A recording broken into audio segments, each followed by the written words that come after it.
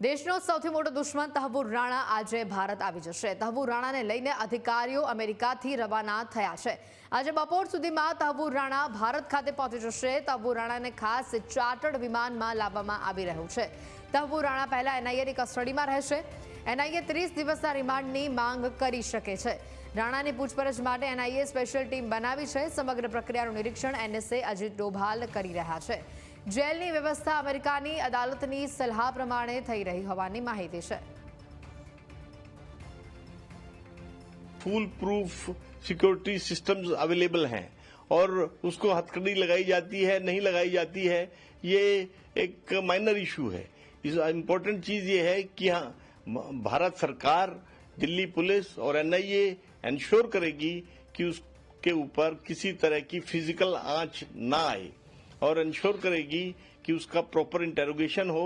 उससे जो भी एविडेंस मिल सकता है उस एविडेंस को हम कलेक्ट करें और जिस केस में उसको लाया जा रहा है उस केस में उसकी इफेक्टिव प्रोसिक्यूशन हो सके और केस को लॉजिकल कंक्लूजन तक ले जाया जा सके। को इंडिया में एनआईए के केस में लाया जा रहा है तो इन्वेस्टिगेशन में बेसिकली उसका प्रोसिक्यूशन इसी केस के तहत होगा, लेकिन भारत की दूसरी इंटेलिजेंस एजेंसीज भी उसकी इंटेरोगेशन में शामिल होकर उससे जो है दूसरे टेररिस्ट से उसके लिंक और अमेरिकन आईएसआई से उसके लिंक और उन सबका आपस के कनेक्शंस के बारे में जानकारी प्राप्त कर सकते हैं, जिसको वो अपने रिस्पेक्टिव केसेस में यूज कर सकते हैं। पर जहां तक मेरा मानना है इसकी प्रोसिक्यूशन इसी सिर्फ एनआईए की केस जिसमें इसको लाया गया है उसी में हो सकती है। इसके लिए एक लॉ बनना चाहिए अलग से, आतंकवादी लोगों के लिए एक सिस्टम बनना चाहिए कि 2 से 3 महीना में फांसी दे दिया जाए या 20 रास्ते पे गोली मार दिया जाए।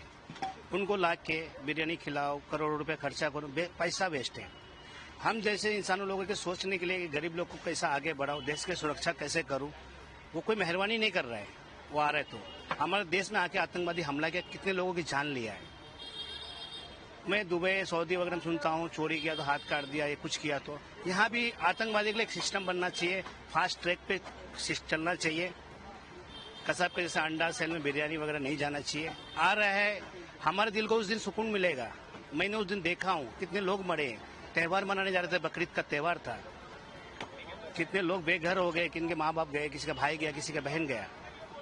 सरकार अपना काम कायदे से करे, मोदी जी से रिक्वेस्ट करता हूँ। मैं इंडियन गवर्नमेंट से एक अपील करूंगी कि कसाब को जितना टाइम तक रखा गया था उतना टाइम तहव्वुर राणा को ना रखा जाए, उसको जल्द से जल्द फांसी की सजा दिया जाए और जो मास्टरमाइंड अभी भी पाकिस्तान में बैठा है और जो हमारे इंडिया से जो भागकर चले गए, हमारे इंडिया को जो तकलीफ दिए है, उन लोगों को भी लाकर सजा दिया जाए। पर मैं उम्मीद करती हूँ इंडियन कोर्ट ऑफ लॉ जो है उनको पूरी से पूरी जो कार्रवाई होगी जल्द से जल्द करेंगे और इतने साल जो हमने इंतजार किया है, हर मुंबई वासी ने इंतजार किया है कि उनको जस्टिस मिलेगा, उनको पीस मिलेगा, उनको क्लोजर मिलेगा।